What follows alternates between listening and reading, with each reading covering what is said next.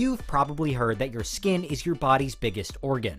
It trumps the brain, the lungs, the heart, and the intestines, mostly because one of its main purposes is to cover up all of those things and keep them all in place. Skin is the barrier between our insides and the outside world, blocking germs and disease, preventing injury, and regulating temperature. It's actually divided into two main layers, the epidermis on the outside and the dermis on the inside. And then there's subcutaneous tissue below that, connecting your skin to your bones and muscles. The first thing you'd notice if humans suddenly didn't have skin would be all the general grossness. We're talking blood and flesh, muscles and organs, all totally exposed like something out of a horror movie. You wouldn't even have eyelids for your eyeballs anymore. Your muscles, your biceps, triceps, calves, quadriceps, and the rest, would lose a lot of their stability. And while they would still be attached to the rest of your body, they could slip and slide all over the place without their outer casing. Your skeleton would also be exposed, and while human bones are remarkably strong, they'd soon get scratched and scuffed up without the skin to protect them. And all while your major organs move around and dislodge too, particularly in your abdominal core. Suffice to say, skinless humans would not be a pretty sight. But the really frightening thing is just how vulnerable we would be without skin. In fact, we'd be more than just vulnerable, we'd be dead. The skin stops millions and millions of microbes and particles from entering our bodies every second of every day, but now we'd be an open table for germs. Rot or mold would quickly set in, and poisons and toxins would have free passage. Not that we'd have the chance to develop any kind of long-term illnesses, because we just wouldn't survive long enough.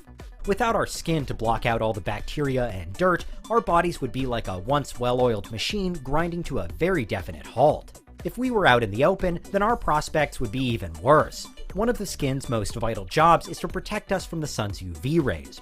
Now though, without skin, there'd be nothing to block the light, and nothing to stop it from killing us.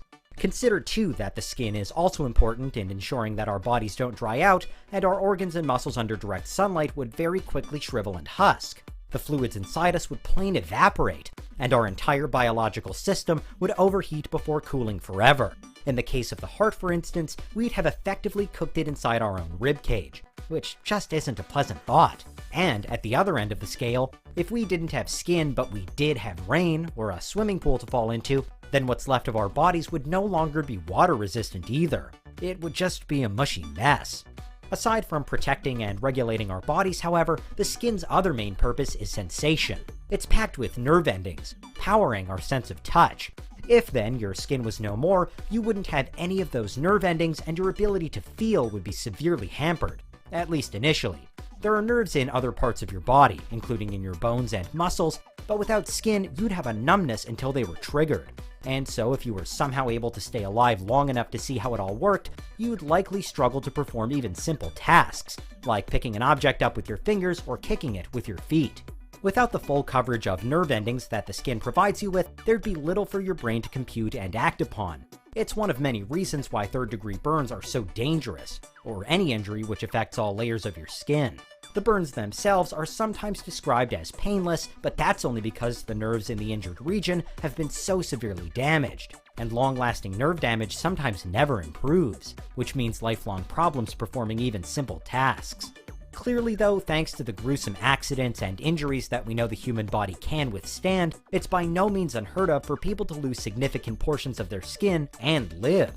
In some cases, patients have suffered deep burns over 90% of their bodies and survived. There are, of course, plenty of variables at play, including how quickly a patient receives medical care, how effective that care is, whether or not they can avoid getting an infection, and whether or not they can avoid going into shock. But assuming they get through all of that, the options for reconstructive surgery are improving and innovating all the time. To begin with, our skin has remarkable self-healing properties. But failing those, there are various categories of skin graft, or skin transplant, which can be performed by specialist surgeons. Of course, in an alternate world where humans just didn't have skin, these wouldn't be an option, as there'd be nothing by way of a donor.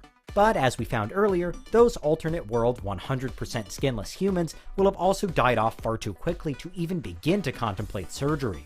Back in the real world though, and in 2020, reports emerged that an electronic skin had been developed, something which could change the face of biomedicine and robotics in the future. The breakthrough came at RMIT University in Melbourne, Australia, where scientists have produced a high-tech artificial skin which they claim can sense touch and even pain like human skin does. It's stretchy, flexible, and durable, also like human skin, with the hope that it might one day provide an alternative option for patients needing a skin graft, or that it could be used on future prosthetics. Meanwhile, reliable electronic skin is also seen as a potentially crucial next step along the road toward genuinely intelligent robots. Before long then, humans might not even need their skin, because we're busy perfecting a futuristic replacement for it. Until then, however, it's clear that our skin is vitally important to us. And if humans didn't have it, well, we'd just be totally different, probably unviable creatures. We could try our best to do as insects do, and evolve our way towards some sort of exoskeleton as an alternative means of protection. But even most insects have some kind of epidermal layer underneath those outer shells. The skin is just too important to how the body functions. Yes, we're developing ways to live without it, ways to replace it, and to replicate it, but there's no substitute for the real thing. And that's why you should always try to take care of your skin. Use sunscreen and moisturizer, and just generally try not to burn or damage it. It's been estimated that if we could take our skin off, it would weigh around 10 pounds in our hands. And even if it feels as though it's quite a thin part of your anatomy as a whole, it's really the everyday shield between you and near certain death. Because that's what would happen if humans didn't have